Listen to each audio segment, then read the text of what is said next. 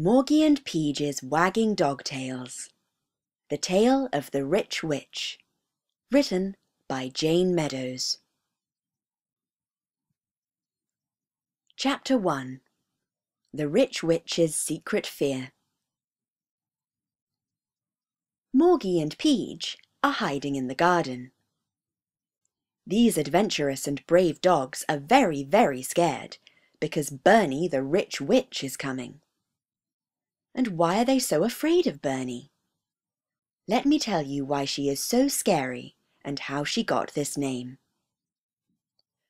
Bernie is very rich, and she owns lots of houses that she rents out.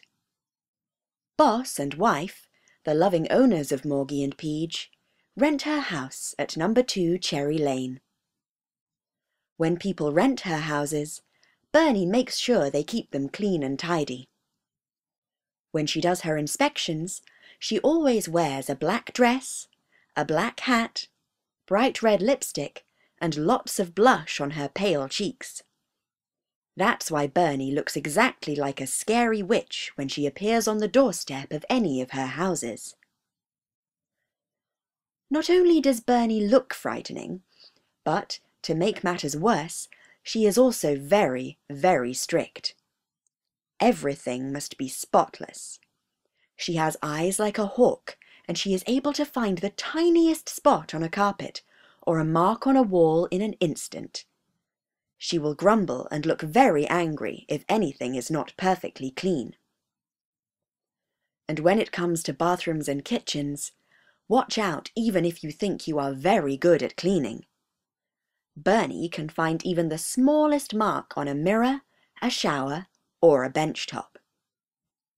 If she does, she will point her bony finger with its long red painted nail, raise her voice and yell, "Shame on you!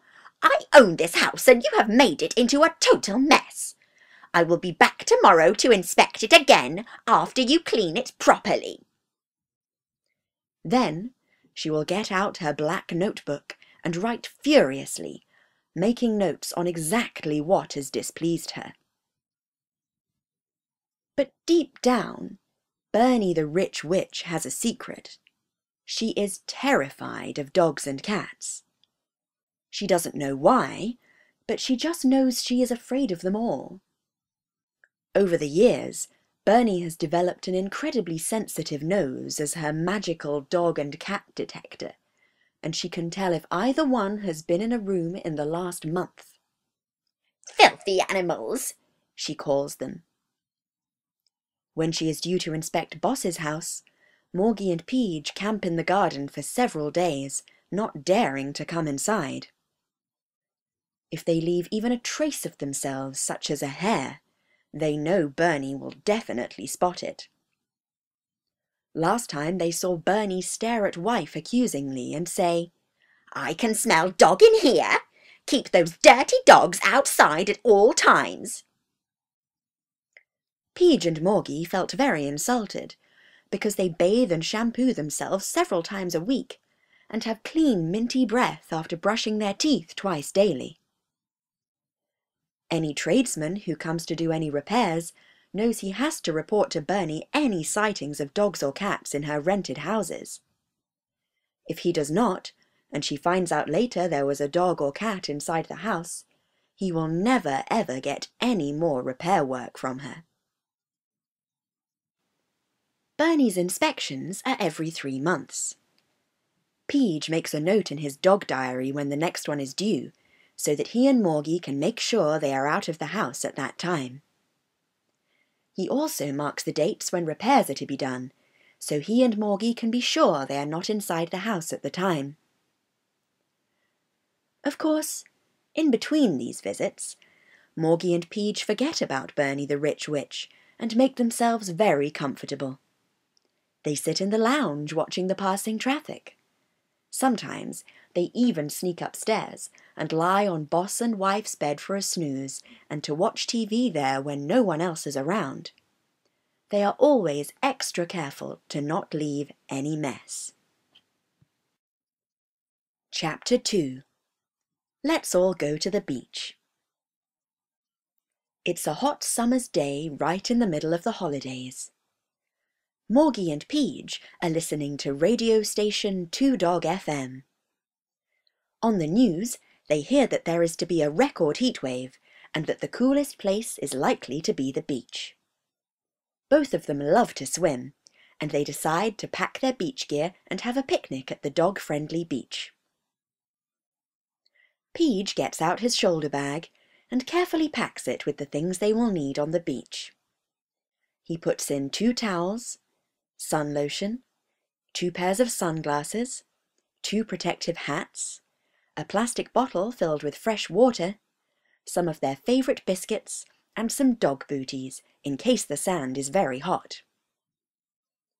Boss and wife have also heard about the heatwave, and so they decide to go to the beach too. They pack the car with their picnic hamper, an umbrella, towels, sun lotion, and changes of clothing. At last they are ready, so Boss calls out, "Morgie, Peej, come on boys, let's all get going to the beach." Morgie, Peej, Boss and wife strap on their seatbelts in the car and get comfortable for the 1-hour trip to their favourite beach. Everyone else also seems to have the same idea of going to the beach, and the trip takes longer than expected. Finally, they get to the beach. It seems to be their lucky day because they find a parking spot close by right away. They unpack their belongings, lock the car, and step onto the hot sand. The 4 of them head closer to the water where it is not quite as hot, and they can catch a little cooling breeze off the sea. Boss unfolds the umbrella and works the pole into the sand so it will stay upright. Then he and wife unpack the picnic basket and sit on their towels enjoying a cold drink. Morgie and Peej are starting to feel hot, and they decide to go for a walk along the water's edge. Chapter 3. The Rescue. Both of the dogs have become very good swimmers and have practiced their doggy paddle endlessly in the swimming pool next door to their house. They head off further up the beach, away from the crowds, to a part where there are very few bathers. Suddenly, they hear a cry coming from the water. "Help! Help!" They look at the direction of the sound, and they can see a woman waving her arms and struggling to keep afloat. Both Morgie and Peej rush into the waves and head out to the unlucky woman. They reach her in less than a minute, and they begin to tug at her costume's shoulder straps, trying to get her to the shallower water where her feet can reach the bottom. It seems they are making no progress, but they keep trying. Slowly, they manage to move her towards the shore, and the water suddenly becomes shallow enough for her to stand. She stands up, still sobbing, and they look at each other. "It's Bernie, the rich witch," says Morgie. "She might not like the fact that she was rescued by some dirty dogs," he added. Peej smiled. "Hopefully, she will appreciate our efforts," he replied quietly. "Oh, thank you, thank you, thank you," is all Bernie can say, as they head out of the sea and rest on the sand, totally exhausted. Chapter 4. Bernie loves dogs. Slowly, they recover their strength, and as they look up, a crowd has gathered around them, and people are starting to cheer them. "You dogs are really brave," says one of the lifesavers, who had been too far away to hear Bernie's cries for help. "If you had not been there, and if you had not been such good swimmers, Bernie might have drowned before we got to her," he exclaims. Bernie comes over and sits down on the sand next to Morgie and Peej, picks both of them up in her arms and hugs them tightly. "I love you guys," she says tearfully. She has completely forgotten her fear of dogs, and at last she can understand why they are called man's best friend. You came to my aid, even though I've not been very nice to you in the past, she says, feeling very ashamed.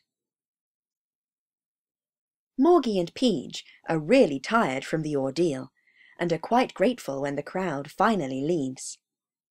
They return to their picnic spot and rest on their towels for a while. Boss and wife pack up everything, and they all head back to the car for the long trip home. Chapter 5. Everyone loves Morgie and Peej. That night, the TV evening news reports the heartwarming lead story about two brave dogs who today rescued Bernie from drowning. The mayor of the city is on TV as well. He promises to have an award ceremony to honor Morgie and Peej. The two of them are not used to being so famous. Now, whenever they walk down the street, people come over and pat them and hug them and offer them lovely treats to take home for after dinner. "We have become quite well known," says Peej. "We must not get carried away, but it is enjoyable to be recognized in the street," says Morgie with a big grin. Chapter 6. The Award Ceremony. A letter arrives from the mayor of the city, inviting Morgie and Peej to a ceremony to be held in their honor, where they will receive the keys to the city. Boss and wife are also included as guests of honor, and they all travel to City Hall in a big black limousine on the night of the ceremony. Morgie and Peej are both dressed in new tuxedos and look very smart on the stage. After the opening speech by the mayor, Morgie and Peej stand up and are handed their awards and the key to the city. Cameras flash and microphones are thrust at them asking for their comments, but being dogs of few words, they do not say much. Instead, they just flash their cute doggy smiles at the cameras. Over the coming weeks, many dog haters become dog lovers, and their bravery does a lot of good for the dog community in general. Chapter 7. Bernie's Surprise. But the biggest surprise is yet to come. Bernie comes to visit. After again hugging and cuddling Morgie and Peej, she introduces them to her new friend Chloe, a beautiful spaniel. Bernie says, "The two of you really made me into a different person. When you rescued me, I right away lost my fears of dogs and cats. I soon also realized I wanted to have real friends like you two, so I went to the pound and looked for a dog in need of a good home. Chloe and I fell in love with each other, and she came to live with me that same day." Chloe comes over and kisses Morgie and Peej and invites them to come over for dinner the next night. It is a wonderful affair, with steak, lamb, and chicken. After dinner, Morgie and Peej sit on Bernie's couch with Chloe and talk about their past adventures and their future plans. When they leave Bernie's house, she says to them, "Morgie and Peej, you are our best friends, and you are welcome to visit any time. And by the way," she adds, "I still want your place to be kept clean, but I no longer mind if you live inside the house." It's the best news of all, and Morgie and Peej cannot stop smiling as they walk home. The end.